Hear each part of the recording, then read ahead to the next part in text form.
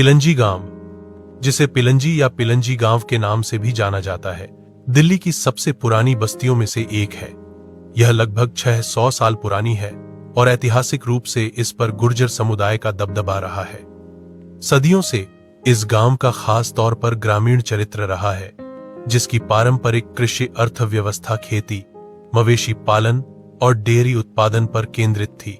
गांव वाले दिल्ली के बाजारों में दूध, दही, घी और दूसरे डेयरी प्रोडक्ट सप्लाई करते थे।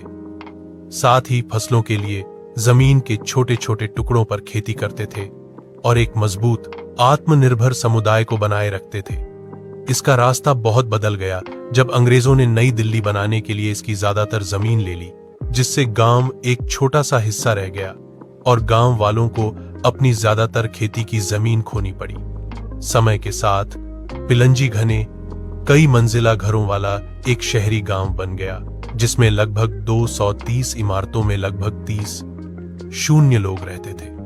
अपनी सेंट्रल लोकेशन के बावजूद म्युनिसिपल अधिकारियों के बीच गवर्नेंस को लेकर कंफ्यूजन की वजह से गांव को सिविक नजरअंदाज किया जाता है, जिसका नतीजा खराब सफाई, पानी की सप्लाई काफी नहीं होना, बिना प्लान के विकास और तंग और भीड़भाड़ वाली गलियां हैं। 2014 में इसे मॉडल गांव के तौर पर डेवलप करने की कोशिशों से सड़कों, ड्रेनेज और स्ट्रीट लाइटिंग में कुछ सुधार हुए, लेकिन कई इंफ्रास्ट्रक्चर की समस्याएं बनी हुई हैं। हालांकि गुर्जर समुदाय की कुछ इमारतें, मंदिर और पुराने घर बचे हुए हैं, जो इसकी प्री कॉलोनियल विरासत को दिखाते हैं, लेकिन पारंपरिक खेती बाड़ी वाली लाइफस्टाइल काफी हद तक गायब हो गई है और गांव को असुरक्षित इंफ्रास्ट्रक्चर से लगातार खतरा बना हुआ है।